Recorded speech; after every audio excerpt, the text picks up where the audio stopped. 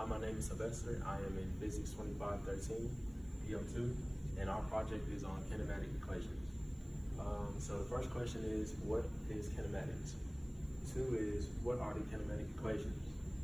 3, how to calculate non-projectile motion. 4, how to calculate projectile motion. 5, how does kinematics translate to everyday life? So to answer the first question, what is kinematics? Kinematics is the branch of mechanics concerned with the motion of objects without reference to the forces that cause motion.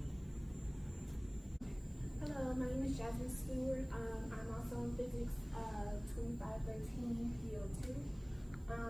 What I'm going to be describing here today is number 2, what is kinematic equation? First, I would like to start off by saying that using kinematic equations, we're typically describing normal terms used in physics. One is x, which is considered to be the final displacement. Second one is the x naught, which is considered the initial displacement. Then the third one we have v, which is velocity final. And then the fourth one is v naught, which is the velocity initial, t is the time, a is the acceleration.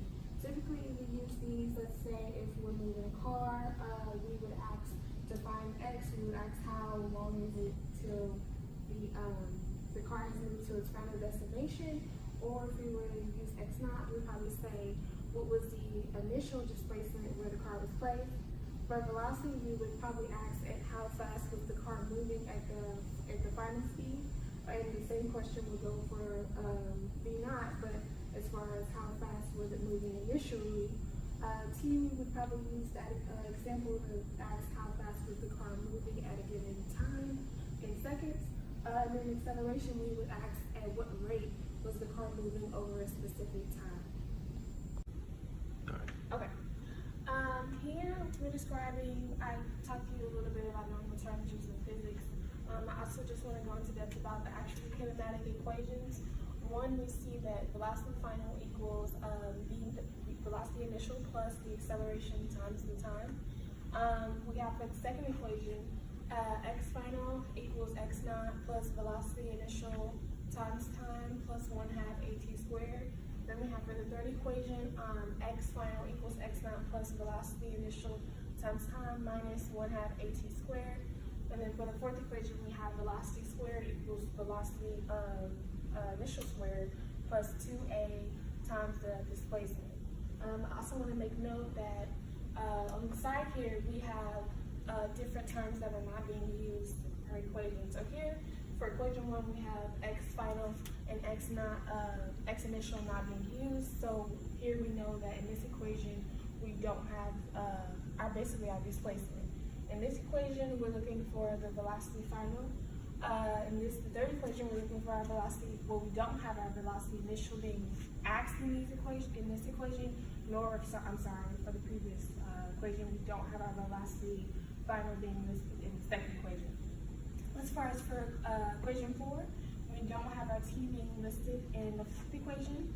Now, you're probably wondering, okay, if we don't have these terms, what are we going to use this for? So basically, the good thing about kinematic equation is when we're solving them, these are important because these help us to solve the equation.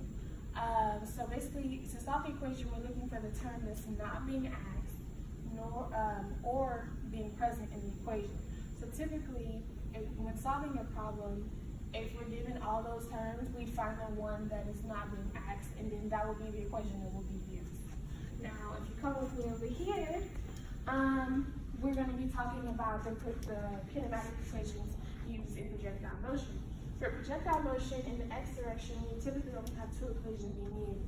Why? Because let's take a gun, for instance, when we're shooting the gun out, the initial position that we're shooting from is typically at 0, so we see that we don't have displacement being used for that part. So we typically are just looking at basically the velocity at which the bullet is moving and the time in which it's moving and vice versa for the initial velocity as well, for the final velocity and the time as well.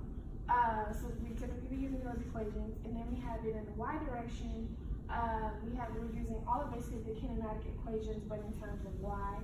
But we're also taking into account that both of these equations, we're using projectile, is taking into account gravity.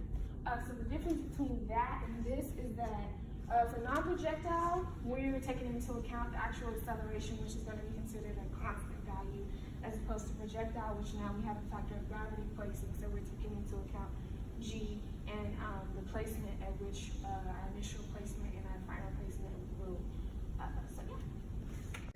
Alright, so this is how to do a projectile motion problem. Our problem is a tiger leap from a horizontal rock. A tiger leaps horizontally from a 25-meter high rock with a speed of 3.2 meters per second. How far from the base of the rock will she land? So first thing you need to do is draw a diagram of the whole scenario. As you can see, I have my rock, my tiger, and 25 meters high. Next, you have to identify the givens of the equation. So y naught is 7.5 meters, y is 0 meters, v naught y is 0 meters per second, v naught x is 3.2 meters per second, and delta x is what we're trying to find, because we're trying to find the distance from the base of the rock that the tiger jumped. So we have two projectile motion equations that we can use. X equals v naught x times t, and x equals vx times t. And they both are missing the same thing. So we can use either or equation. I'm gonna go with the first one.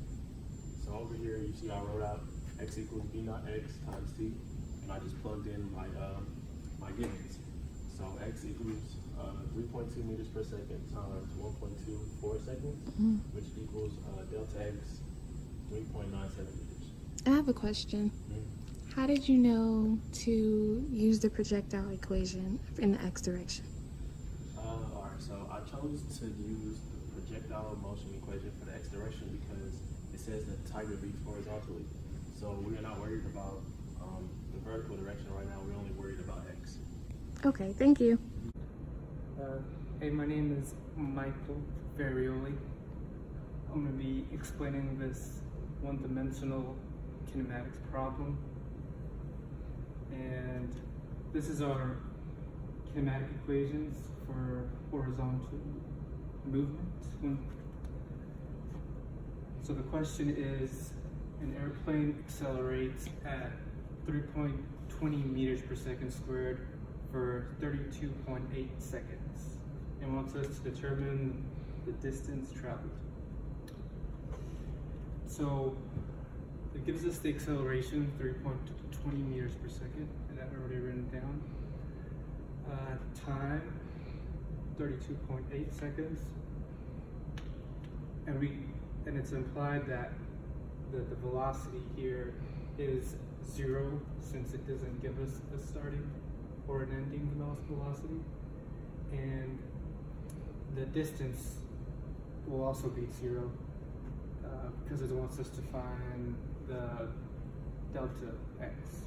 So we can set x equals to 0, and our x final should be change in distance. The one thing they don't give us is the final velocity. So that means we're going to be using this specific equation. And so to find the final position of x, that is equal to the starting position, which is 0, plus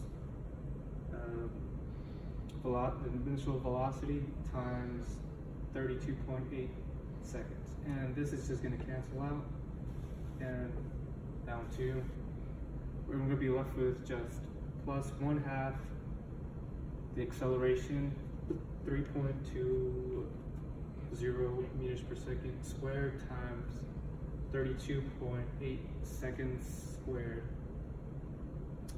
And that's going to give us our distance of 1,721.344 meters. And also works out because these we cancel out, giving us just meters as the units. And if you're going to plot this on a graph, the change in time over the change in distance, it would be a curve instead of a straight line, because it is accelerating. If it had a notes of acceleration, then it would have just been a straight line.